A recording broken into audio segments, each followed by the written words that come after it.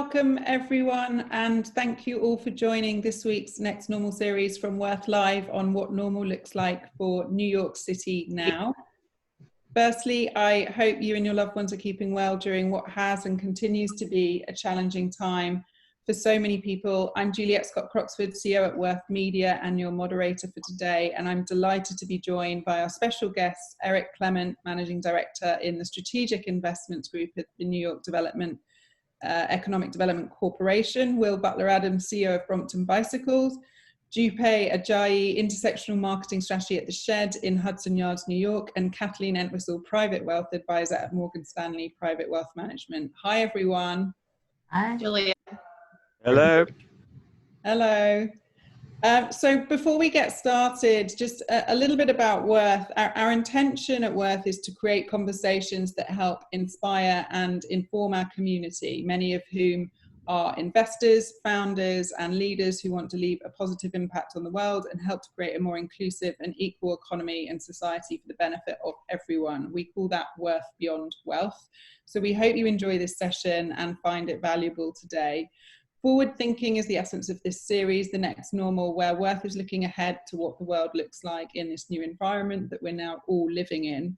This is the first session we've done in the series specifically focused on a city, so it is a bit unusual for us, but it's hard not to think about what will be for New York City given the last few months. It's obviously a place that's near and dear to all of our hearts, and all of our guests today have specific connections with the city, both personally and professionally. So we're delighted to have leaders Kathy Entwistle, Eric Clement, Will Butler-Adams, and Dupé Ajayi with us today to share their perspectives on why New York City is still a prominent place to do business and invest your time in. So a few housekeeping rules before we get started. This is a conversation and we welcome questions from you in the audience. Attendees are muted into the session. However, if you use the chat function at the bottom of your screen, please do type in comments and questions, and I can see that. We'll either unmute you, or if you prefer to stay anonymous, that's totally fine, and I'll weave it into the conversation as we go. So let's get started. Firstly, a personal check-in with you all, and I'd also love to hear from you all briefly about your background and how you became involved in your respective industries. Eric, let's start with you. How are you doing? we're doing okay. I mean, look, all things considered, can't complain. By the way, hi, how you doing? Good to see you again. Hi. I mean, yeah, you know, it's been busy to say the least, but I figure we'll get into that. But all things considered, we're okay. And just share a little bit about your role at the NYC EDC, Eric. Sure. So I run strategic investments for the Economic Development Corporation. What does that mean? It basically, I tell people anything that has anything to do with money, our group basically runs. So we run the Industrial Development Agency, so we negotiate all tax incentives on behalf of the city.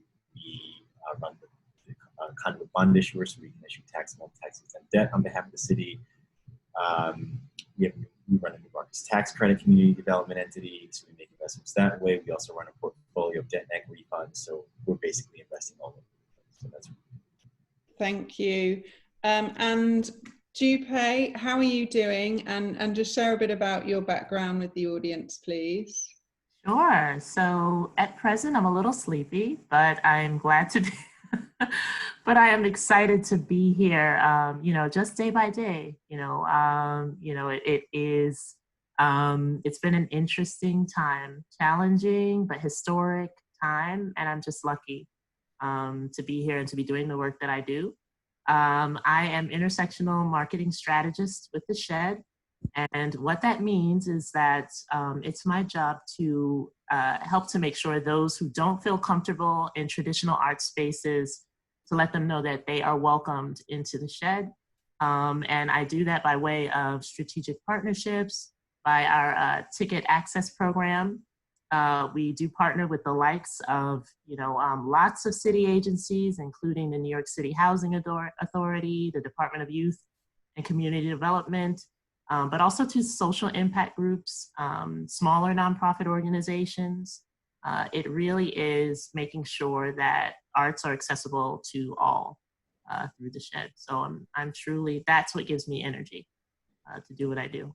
Thanks, Dupé. And for those that don't know, the shed is part of the Hudson Yards development, right? So actually, no, the shed is, although the shed is located in Hudson Yards, the actual land that the shed is built on is city-owned land. Okay. We just happen to have Hudson Yards as our family, if you will. But the actual, project, the Arts Center, which is the shed, brand new, under just over a year old, is a city-owned, on city-owned land, so in Hudson Yards. That's great. Thank you, Dupé. And Will, hello from the UK. Even though you've got that British accent, you have got ties with New York City. So share a bit about how you're doing and just a brief background about Brompton for those that don't know it. So I should really be able to just lift one up now and shove it in front of the screen. I make a bicycle with little wheels, and it folds up like a little pocket knife, boop, and then it collapses, and it's completely awesome and useful. And I've been in the company for 18 years. I met the inventor's best friend on a bus, and I joined a company with 27 staff. We're now about 500, and I was laughed at for about 15 years because I'm 6'4", and I'm riding along on a bike with little wheels. And I first went to New York probably about 15 years ago, because this bike is about urban freedom. And of course, I rolled up in New York, and I was sort of dodging great slabs of metal. Then there were people honking at me, and I was weaving in and out of the traffic, and I was being shouted at, and, get out of town. And, and I'd say, terribly sorry. And then they would wonder where I'd come from, probably Australia. And then I've watched this transformation of New York City, where, this massive transformation was when you brought in City Bike, and the idea of a bike lane was unthinkable 15 years ago, and has now become a reality. And that, in Europe, we're probably, Northern Europe in particular is in front of the UK. We're catching up on Northern Europe, and New York is catching up on London, for example. But and what we've been through in the last 6 months has been an absolute roller coaster. It's been, in many respects, in the manufacturing industry, pretty tough.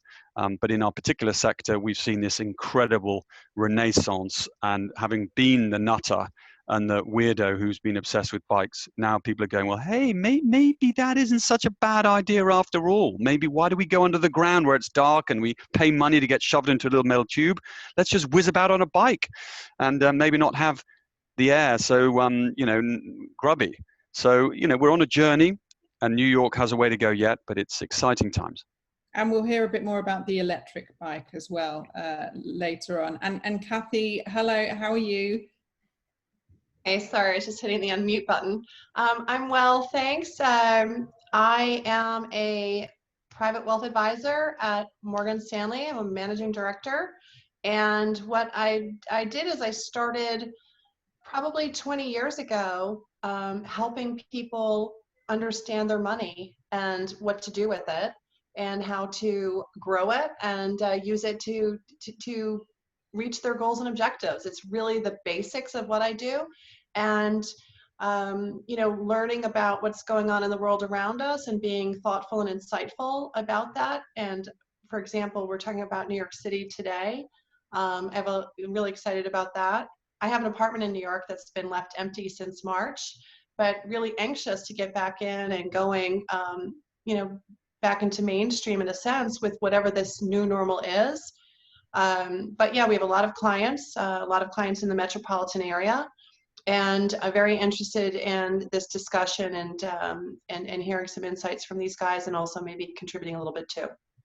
Thank you. So just to kick off, Eric, I think there was a sense. Well, there was this moment when the pandemic took hold in March in the US, and obviously we were a few weeks behind Europe and the UK, and New York was the epicenter of the virus, right? So we were sort of catapulted into this sort of quite extreme crisis.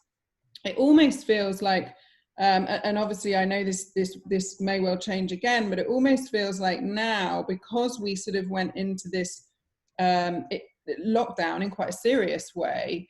The rest of the country are obviously grappling with some of the spikes that they're seeing with cases, but actually New York seems to have adjusted somewhat already, I think. And I know there's a long way to go, and also there's a sort of exodus of people, but just share a bit about some of the sort of biggest challenges that you've seen the city face over the last few months, Eric, in terms of what the pandemic has, the effect that the pandemic has had, and then also just thinking about how we get to sort of a state of reopening that that enables people to kind of go about their life in a way that we were perhaps doing previously, although it's going to be different. Sure. That second part of your question is going to be difficult to answer, but at least as far as the first part goes, I will say it's interesting, when things like this happen, how sort of the prevailing thought, right, nationally, let's say, which is, government's too big, we need to, slow it down, like what have you. All of a sudden, something like this happened. It's like, wait, what is government doing to save us, right?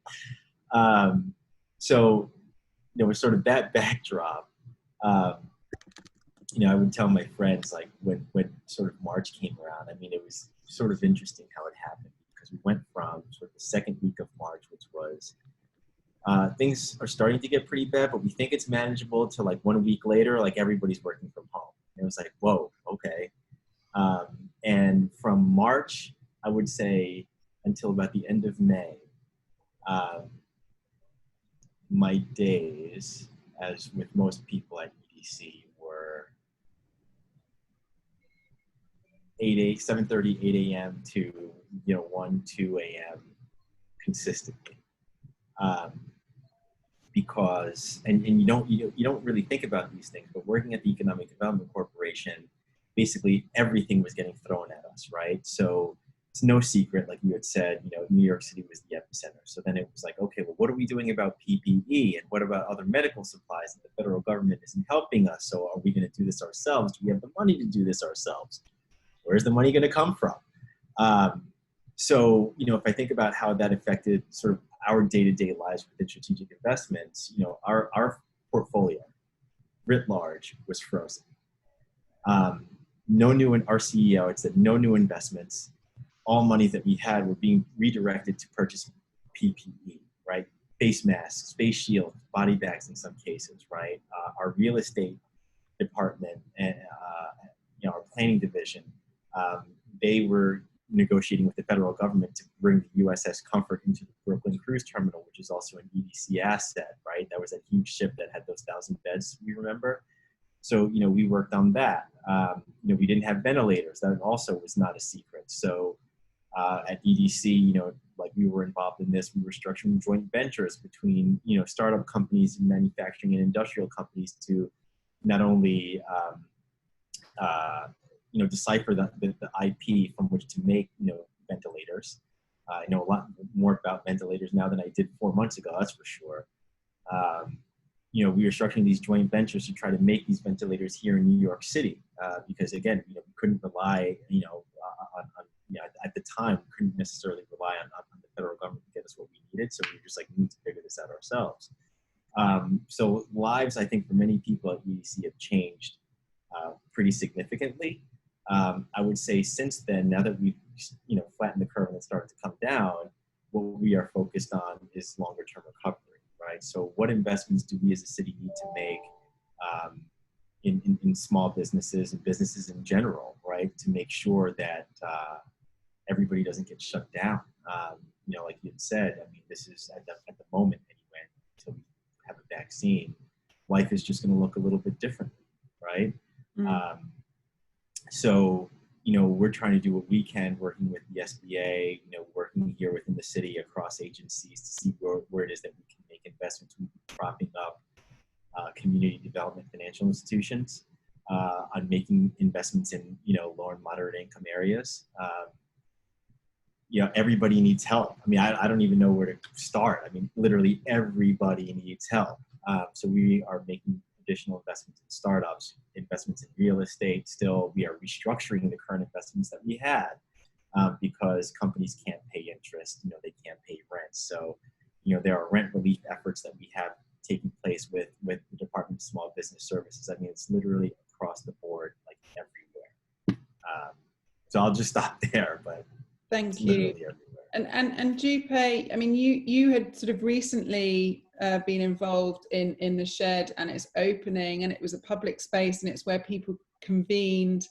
What were the initial challenges, and how did you pivot so quickly to, I guess, digital, which is what you're focusing a lot on now, pre-reopening, right? Yeah, so it's interesting because the shed itself, the space, as an art center, it is dynamic, it's flexible, it's adjustable, it's in front of itself. Literally, that's one of our taglines.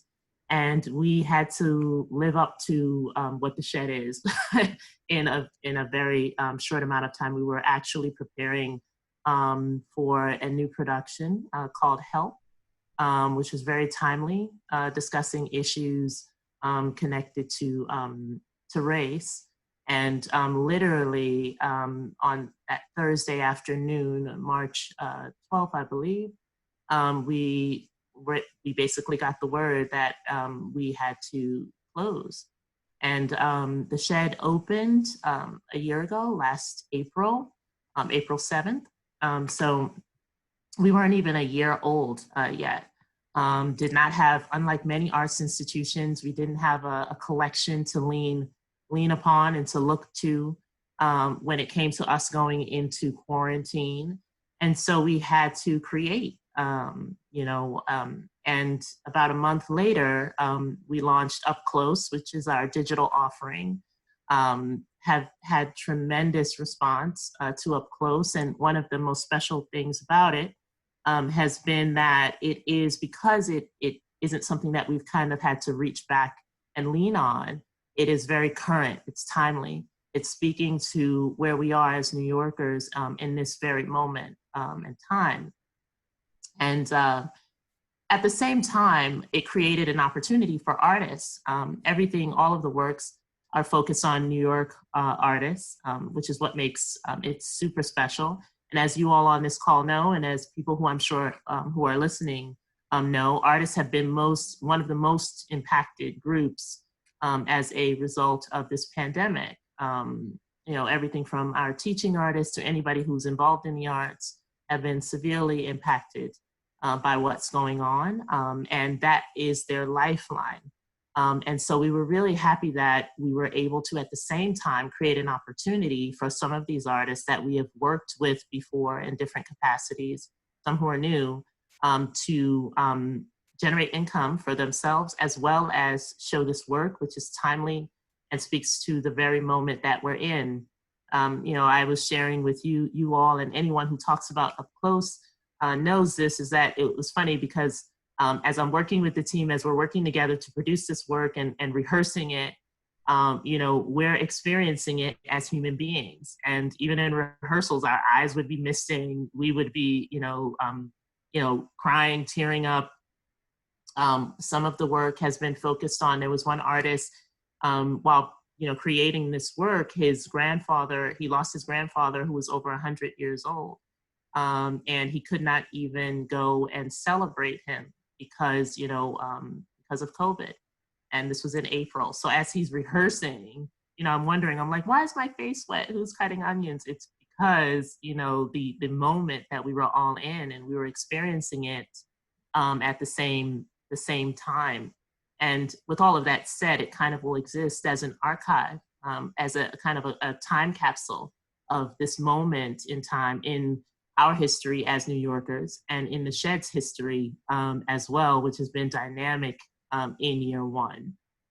So it's been tremendous. We had to quickly adapt to not only just getting into our space and being in quarantine and talking on Zoom calls, but also how do you produce a work that touches and reaches people, right? In this tremendous moment in time. So. And Dupé, you know, obviously, sort of building on COVID, we then had the devastating murder of George Floyd and the racial justice demonstrations. How did that play into some of the programming and curation that you did? It has been amazing. You know, the shed has been focused on, and since day one, you know, as I mentioned, it's interesting, right? Because the very topic of help, the tagline was or is, "What are white men thinking?" And this is before all of this happened and the murder of George Floyd. And it was dealing with, you know, issues around how a Black woman moves in the world, being surrounded sometimes in very white spaces, and having to deal with that. And it is kind of the irony of that, as we were preparing, and then we were a month in, and then George Floyd was murdered. We have always been thinking about how do we talk about these issues, that matter to us as human beings, that are timely, as I mentioned, and of now, but even more so now, we realize the importance in our work, and how we can be responsive to what's happening right now. You know, when people put out statements, when institutions say, you know, Black Lives Matter, I can definitely say that our institution is looking at and always asking ourselves, where do we fit right now? And are we living by what it is that we said we are going to be doing? You know, I am proud to say that from the inside out, not only the artists that we work with, but the values that we live by, me being in this position, right? And every partner that we interact with and we collaborate with. What does it mean for Black lives to actually matter going forward? And what will our history have been at this very important moment in time?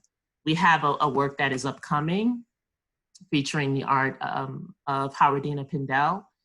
And for those who are not aware of Howardina, I suggest you do a Google of her and you research her. Her work is tremendous, but it's talking about you know, this very issue and the history connected to this country, the history of this country, and this very issue. Now that work was already slated to happen this fall, long before we knew what was going to be happening. So it's just a tremendous time for us in our history, and being here in New York, to be able to share that with New Yorkers and beyond is truly amazing. And I think it's the work that we do at a city level, and the cultural vibrance and diversity of cities like New York, which make this such a special city to live and be in and thrive in. Will, I'm curious what it's been like as a UK business expanding into the US at this point in time, and obviously knowing that you have stores and physical spaces in New York City. Obviously there's sort of been a cycling boom, but I'm sure it's not been without its challenges. Yes, so from a sort of operational perspective, we make our bikes in London. That was pretty challenging, as no doubt any manufacturer in the world has dealt with supply chain, staff challenges, but also our stores globally. We sell through, you know, local bike shops that you'll see and you'll know, and they sell our bike as well as other bikes, but we sell in 47 countries through about 1,600 stores. At one point, nearly half of those were unable to operate. And, you know, we're a sort of family-owned business, and we're in it for the long term. We're not in for the short term in and out. Our aim is to try and change how people live in cities. So when the infrastructure that's selling our bikes is hurting, it's hurting us. So it has been quite a challenge, and we've sort of gone from famine to feast. And now we're in a situation where, you know, the demand globally, and it is a global demand, is tremendous, because the feelings that everyone's feeling in New York in terms of fear about public transport is the same in Jakarta, it's the same in London, it's the same in Tokyo. But the global manufacturing capability can't just suddenly jump. So we're in a situation where for at least the next 12 months, there just isn't going to be enough capacity to supply this demand. But, you know, I'm not, we want to change how people live in cities. That's an easy thing to say. It's quite a difficult thing to do. And, you know, particularly if you look at New York, you have Manhattan Island. It's a beautiful island. It's like, it's a perfect sort of environment for people to live in, and yet the air quality is terrible, and yet there are challenges with mental and physical health. And it's like, if you designed a city for the people that lived in it, you definitely would not come up with like suburban after suburban after suburban with back-to-back traffic and, you know, like gas guzzling stuff, and somebody's walking down the sidewalk with a baby in a pram, and hold on, and there's like a tube guffing out stuff straight into the mouth. Who came up with that? That's nuts. Or then you come up with this even better idea, which is where you pay money to go under the ground and go into this little metal tube, and you shove everyone in, and they're spluttering, and, you know, and you're wondering why you do that every day for 10 years, and you're thinking, I'm going nuts. And yet we live in a city with history and architecture and parks, and, you know, and there is this really interesting opportunity for us, for New York, but not just for New York, for cities around the world, to rethink what we want. Most of us now live in cities. Do we want what we had? I don't think we do. We've experienced something. We've got people, you know, taking back the streets. They're sitting there outside, and, you know, they're having meals. They're taking their children, you know, and not feeling threatened, and they're just sort of taking back space. And I think it's a really exciting time, but the responsibility is on every person that is living in New York to say what they want. Because if you don't, it'll just drift back. And I don't think that's what we want or need, or you know, as a society want. So we're trying to create products that are useful, but really what we're trying to do is make cities a happier place to live. And there's an incredible environmental impact to that as well. I think for those that don't know, I'm going to help translation. Pram is stroller. Oh, whoopsie daisy. That's okay. I'm here, so I can help with that translation. But Eric, I mean, you're focusing on this All in New York City campaign at the moment. Tell us a bit about that. Sure. So, I mean, in short, it's a marketing campaign, right? I mean, everybody knows, like New York, like most major cities, have had a tough go of it because of COVID, right? That said, my opinion, I know I'm biased, obviously, but New York is the place to be, right? And the All In NYC campaign is a partnership with NYC & Co., which is the city's tourism agency, to basically talk about that, right? You know, why is New York City, you know, the place to work, to live, to invest? There are a number of reasons for that, right? I would also argue, again, just from an investment perspective, just the way I generally think about things is that, you know, when things are down, that's really when you got to go. You got to double down on investment.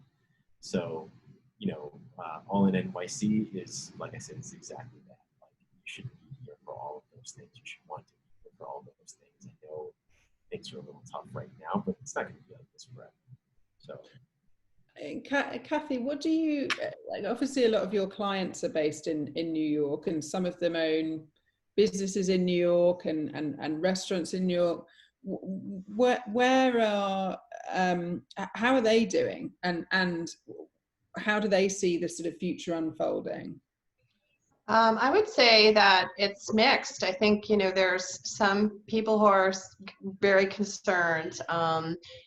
Large restaurant owners, for example, will you be able to have indoor dining if you're not shutting down main streets to have that outdoor dining? what will that look like? And of course, eventually we'll get the cooler and colder weather, so we won't have the opportunity to be outside as much anymore. So yeah, it's a pivot.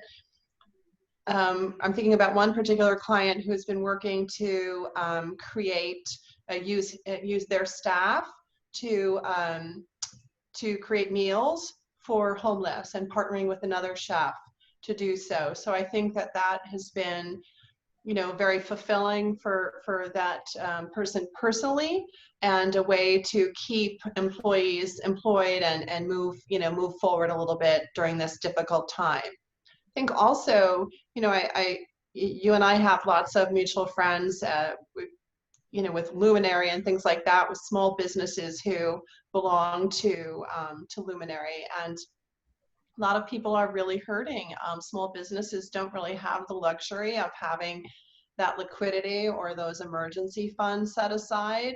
And I think that we're all finding out, whether we're small businesses, whether we're city-run, strategic thinkers, or whatever, or whatever we're coming from, that having liquidity is key, and having that emergency fund or that ability to access cash, especially in times like this, is important.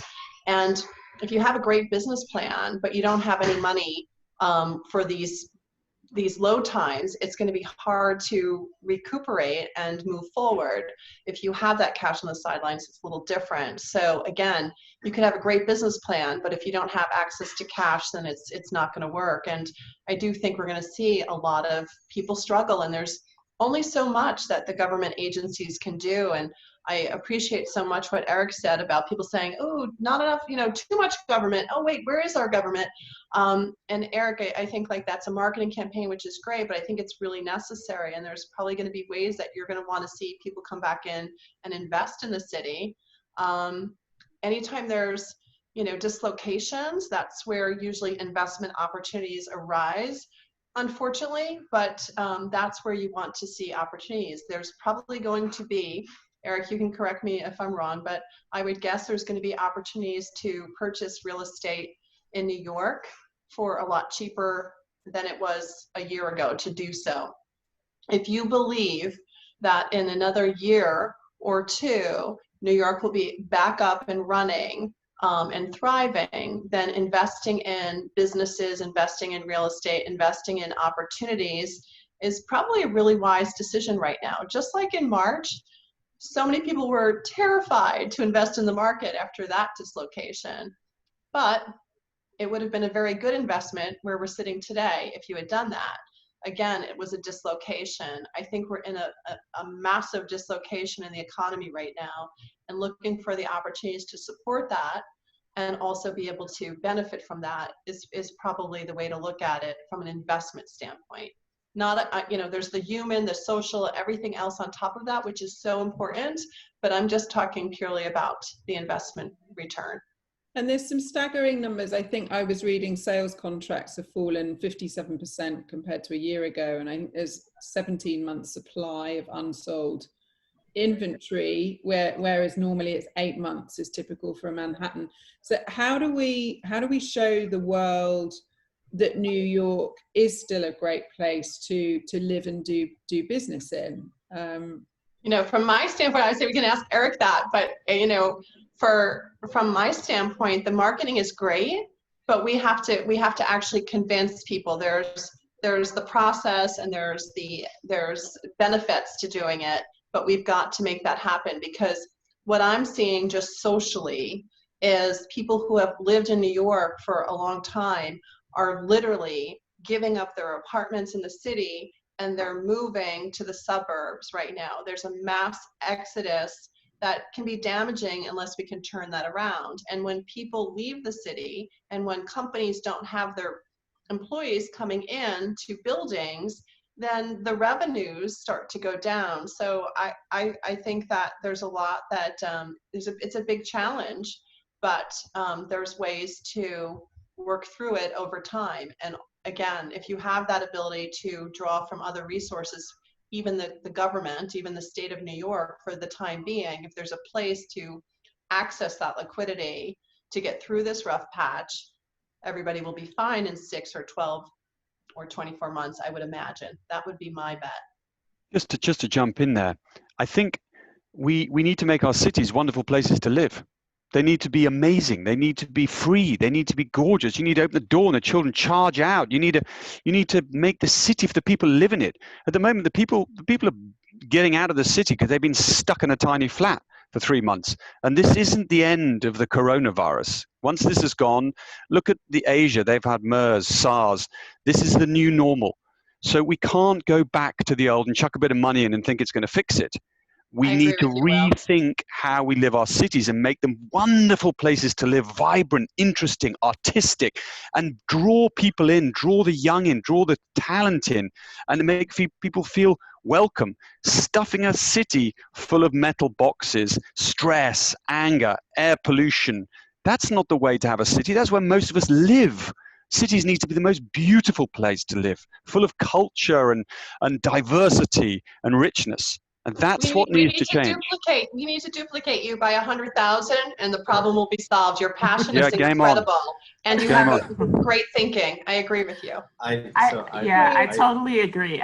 Just to jump in, I totally agree with what everyone is saying. And I think, to live up to that campaign is one of the things that, I'm charged with focusing on, the Shed is charged with focusing on is, our approach really is hyper local.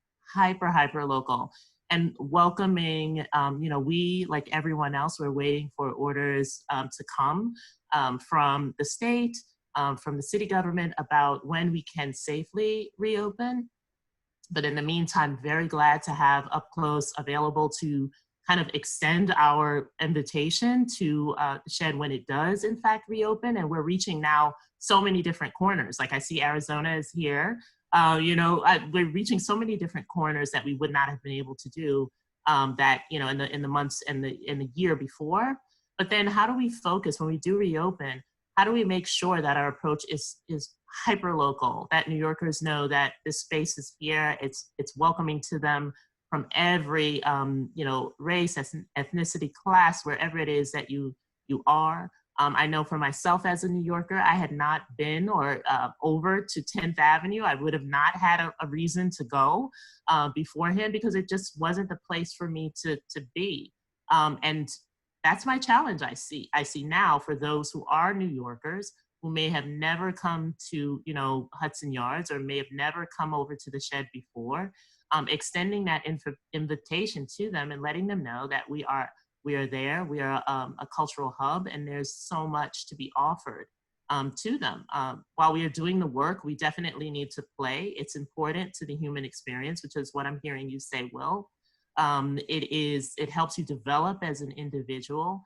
And we've all been through a lot in the past, couple of months. We need that. And so any outlet for that, is valuable, but definitely living up to that tagline is going to be the work that we have in front of us in the months to come, months and years to come. And I think, Dupé, a big part of what you were sharing with us previously was the accessibility piece, and actually how the brilliant things about New York can be accessible to everyone.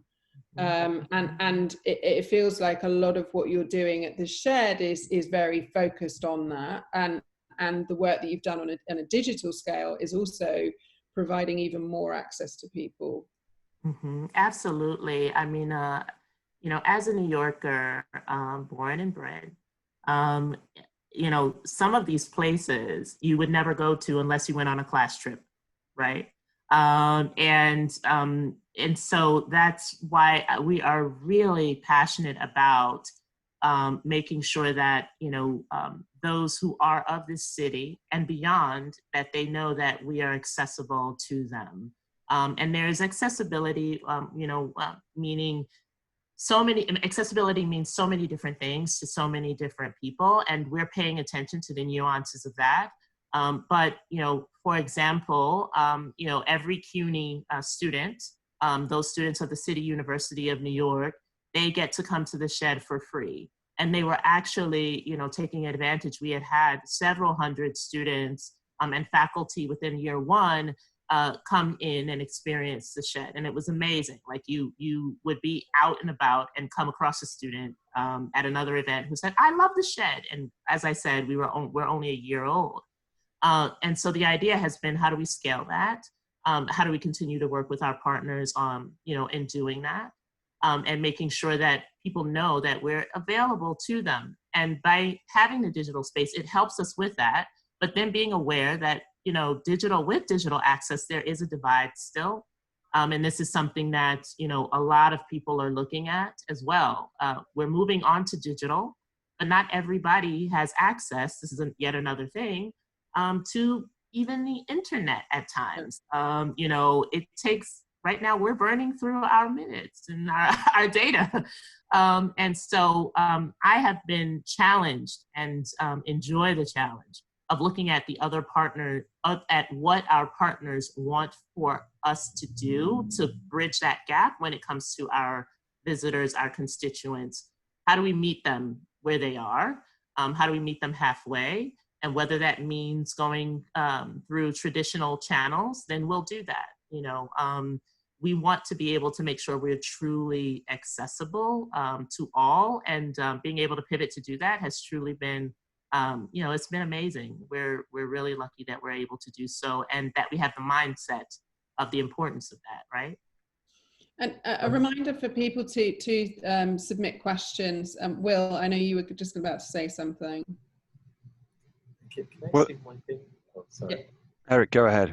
Go on, Eric. Yeah, no, I was just about to say, I think, the accessibility piece is super important, right? Because, if I think about everything that we're doing at EDC, right? Yes, on one hand, it's the marketing campaign. Yes, you got to make people feel good. Like, we want people to come back, and that is definitely there. But Kathleen, I think you make a really relevant point in terms of like, well, what are we doing in terms of the investments that we're making as well, right? Because you have to have the liquidity. And I can tell you, since March, we have seeded $400 million worth of new vehicles that invest in small businesses, particularly targeted to low and moderate income neighborhoods. Because, and this is something that although the information is out there, I don't think most people know it. I mean, I know I did before this happened, but, when COVID first happened, right, everybody was freaking out, because people were laid off. You had the PPP program. Most of the money was going to employees or what have you. And when we started doing research on SBA and where SBA dollars have gone historically, only 3 to 4% of SBA dollars have gone to low and moderate income communities.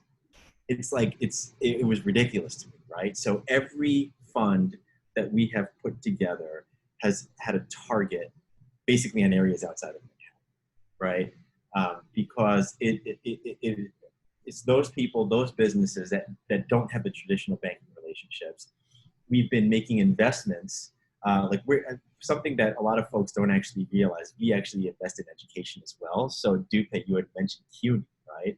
So, we've seeded vehicles where we are funding we have alternative funding mechanisms for education where kids from CUNYs can have access to boot camps, coding boot camps, cyber boot camps, right? Because although a number of businesses have gotten destroyed because of COVID, tech companies are doing pretty good, right? So to the extent that, we can help fund that particular education, then guide some of those kids to these types of jobs, that's what we're looking to do, right? Why? Because like I mentioned before, when times are down, that's really when you want to make the investment. Like history also tells us that if you don't invest in, low and moderate income communities, times like now, when things are good, they're left behind even further, right? And that's not what we want. So we've been looking at, doubling and tripling down on these investments. Most folks don't know that we even make these investments because a lot of times, like what we'll do is we'll make the investments through other intermediaries because, the good thing is what I tell people is that we invest in everything. The bad thing at the same time is that we invest in everything, right? So, we have to make sure we have the right partners that we, believe are going to do the right thing, and we structure our contracts such that, the right people at the right times in the right places can get these investments. But it's a lot. It's a lot. And what about this? Just going back to cycling, because there's been moments through the last few months where I have cycled quite a lot, And there were moments where it felt a bit like Amsterdam, which is a really exciting thing, where there was just sort of lots of us cycling, and we were going about our way and getting to certain places. And there are cycling lanes, but I think, to Will's point, how do we make sure that we don't just sort of flip back to where we were, and how can we kind of keep that way of living going forward? And how involved, Eric, are you on the sort of infrastructure side to enable that to happen? Sure, no, that's a really good question. So on the infrastructure side, I'm involved like in the investment process, right? Obviously. But what I will say, and you know, to Will's earlier point, right? I mean, the cities have to be beautiful. People have to want to live in these cities. You know, something that before I got to EDC, I did not fully appreciate are how much people think about creating public spaces that are accessible to everyone, right? You know, growing up in the city, you know, like I've walked to Central Park and I've walked to all these places, and you're just like, okay, great, like that's fine, that's there, it's cool, right? You just, you know, expect it to be there, right? But you don't fully appreciate all the thought that goes into it. I mean, even Hudson Yards, right? So like my group between the Industrial Development Agency and the Bond Financing Authority financed Hudson Yards, right? And you know, even there, when we think about the public spaces there, I mean, all of the brain damage that our planning division goes through and the Department of City Planning to create all of these accessible spaces for people, I think are going to be really key. I mean, we have one that was just completed on, you know, on the East River, obviously Hudson Yards. I mean, you know, we're looking at making additional investments in public spaces in the outer boroughs. We just financed the Spofford project in the Bronx, which is going to have a huge public space accessible to everyone. I mean, I totally agree with you, Will. Like this is going to be something that's really important to folks, because if the new normal is going to look like people are going to be stuck in their apartments, like this part is definitely going to have to change. Yeah. Guys, I'm going to butt in. That, you know, I know there's brain damage going on in terms of trying to sort of solve some of these problems, but some of the things are sort of so in our face that we can't even see them. And in New York, in London, in other cities, like 70% of public space is given over to this square box that belches out this stuff that doesn't make us healthy. So, you know, we don't need to completely be radical. We just need leadership, and leadership is something that comes with not keeping everybody happy. It's doing what you think is right for the greater good. It's not going to keep everybody happy. It's going to upset some people, but that is what we need in our cities. We've seen it. I've seen it because we're dealing with cities all over the world where people have taken stances, taken decisions, and at the time it's been challenging. But when you go back and look at those decisions, if you spoke to people today and said, do you want to go back to that place? They're going to go no. And I think that's what New York needs.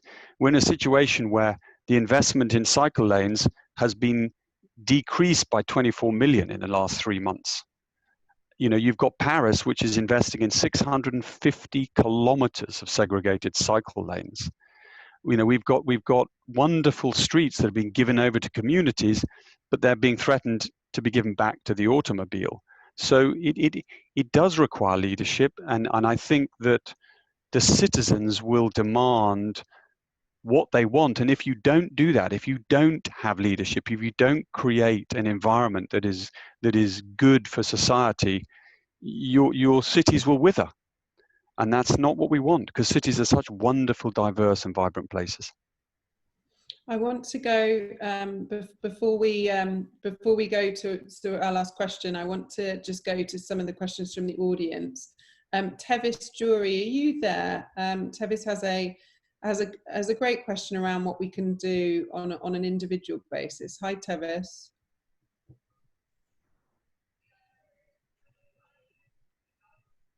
Hi there. Hi, Tevis. What's your question and who's it for? So my question is just for the panel in general. I'm just kind of wanting to know what our New Yorkers who haven't left the city, who are dedicated to making positive change and environments for our city while so many people are leaving and restaurants are closing and things are transitioning, what we can do on like a small individual daily basis to help change and invest in our city during this transition. Eric, do you want to take that? Yeah, sure, I'll start. I mean, look, I would say this from a very basic level, like spend money at the local business if you can. Like my wife and I have made it a point, now that restaurants have started to open, we make it a point to like go to these places, right? Yes, the minimum wage in New York has gone up, what have you, but I think, look, the reality situation is that a lot of these people have been out of work since March. Like, people got to eat, you know what I mean? So like, go out there, like support your local business. That is like, do that. Dupé, any thoughts from you? Absolutely, and such a great question. I definitely think, I mean, we're in an important and historic time. What Will said is absolutely nail on the head. I think it is, as a citizen, being civically engaged. It's something that we all should be doing at this moment in our history. Everything from completing your census and taking care and doing that, to making sure that all of your voting business is in order and you're prepared for November 3rd, to, when, frequenting your local businesses, as Eric mentioned, to once the Shed's doors reopen, visiting the Shed, of course, and many of the culturals, once we do reopen, and experiencing them, as a constituent, sharing with your friends these digital components, as we go, as we prepare for that, it is becoming a New Yorker through and through. Really from top to bottom, whenever and however you can, whatever your capacity is, for supporting your city as you know it and as you want it to be, making your voice heard, is a way that you can support, and gathering your friends and like-minded individuals to join you in that rallying cry. I mean, believe it or not, no one knew at the end of May what it was going to be, and that, that uprising and people making their voices heard, and people saying what they will tolerate and what they will not tolerate. We didn't know, I watched like everyone else. And so you may think that your voice as an individual and your actions as an individual, that they may not matter, but they do. And when you gather a collective in order to make a difference and make sure that people hear you, they actually will make a difference. So it's the individual actions, and then, gathering with a collective in order to truly move the needle, on change. It's definitely not business as usual. I say that to everybody in almost every meeting. Like, it's not business as usual. So there's an opportunity. Thanks, Dupé. And Kathy, there's another question here about, I think there's what can individuals do, but also what can corporations do? And I know Morgan Stanley has done certain initiatives around this space as well. But are there any sort of innovative financing mechanisms to change without simply relying on public funding? I would think there would be. I know that a lot of times we rely on corporations to support and do their civic duty by supporting on their own, but I do think that there's probably an opportunity to think about how to tap into the resources of those companies who are local to the community. Maybe larger companies like the technology companies or the financial companies. I do think it's an interesting concept. I'm just going to bring up a different topic, which was TikTok and potentially Microsoft, then of course Twitter, but that there was this concept that there would be some sort of a payment to the government as like a finder's fee or an exception fee. I don't think there's anything wrong with having large corporations who have big balance sheets to be able to have targeted support associated with their neighborhoods that they're doing business in. And I wouldn't be surprised if there's already a lot of that going on, or if there's a lot of that going to be happening at some point in the future. I do think also supporting your local businesses is super important. I agree with Dupé very, very much, and everybody else on the panel, and the passion behind Will on what needs to be done. I think we've all probably been traumatized by the last 6 months more than we realize, and I think our mental health is so important. So not only to support other businesses, but to support ourselves too, and being able to get outdoors and get grounded and get on a bicycle and drive around. I think all of that is really going to matter. And by putting our best foot forward and trying to support those efforts is critical to having this, re-flourish or re-nourish the city. We're all going back to basics. I think everybody, we would probably see people playing kick the can soon, or some of the outdoor things we did when we were young kids, right? So I think that's great. The basics are good. The foundation is good. We need to start with the foundation and build from there. In terms of other ways to do that, to support that space, I think just having ownership through some of the larger,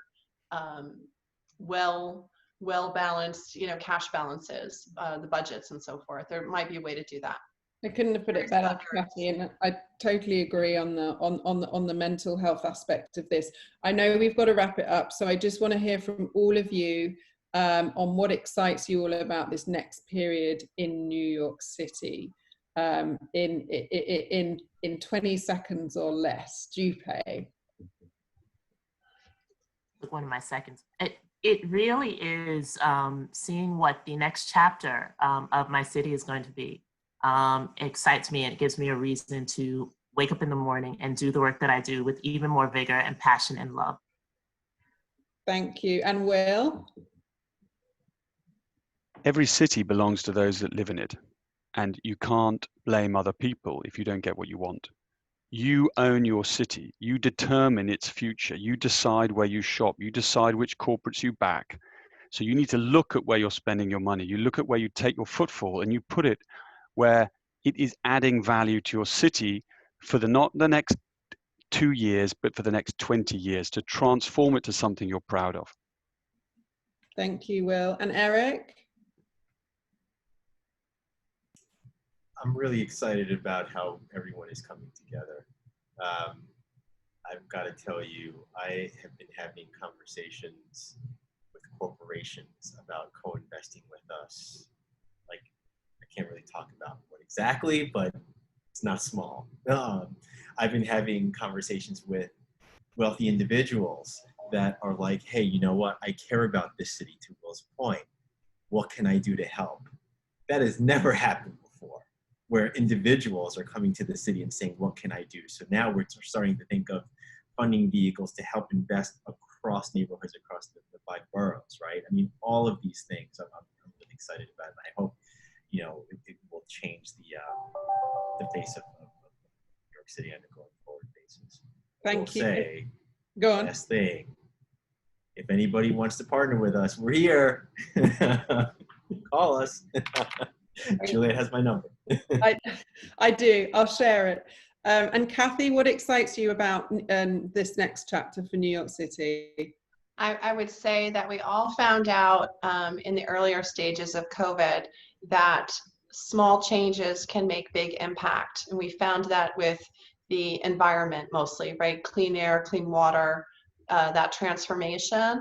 And as everyone's saying here, excited about the people, the resources, and the opportunity to continue to make big change with small steps. And I do think that can happen. Thank you so much. Dupé, Eric, Will, and Kathy, thank you so much for such a passionate and insightful discussion into the future of New York City, and wishing you all the best with all the exciting initiatives you've got planned, both with the All in New York City campaign, the reopening of the shed, and more electric Bromptons in the city as well. And a special thank you again to Kathy for being our partner for this series. Most importantly, thanks for everyone that listened and joined us today, and for your great questions. Please do share any feedback with us. We'd love to hear your comments, and any topics you'd like us to cover on future series, you can email us at community@worth.com. Next week at Worth Live, join us on Wednesday at 3 p.m. for the next instalment of our Lonely CEO series with Kate Luzio and some special guests. And for the next normal series on Thursday at 4 p.m. next week, we'll be talking about how technology is helping future-proof the publishing and media industries, with special guest Benita Stewart, VP of Global Partnerships at Google, and Mickey Tolliver-King, CMO of the Washington Post, along with Kathy Entwistle. So please register online at worth.com/events for this and all of our events, as well as sign up for our weekly newsletter. And look out for our Women in Worth virtual summit coming up next month over 3 days, September 15th to the 17th. In the meantime, be kind, stay healthy, look after your city, and stay safe, and enjoy the rest of your day. Thank you, everyone, and thank you, speakers. Cheers, guys. Thank you. Thanks. Texas, me, I'm out that bed stop, home of that boy Biggie. Now I live on Billboard, and I bought my boy.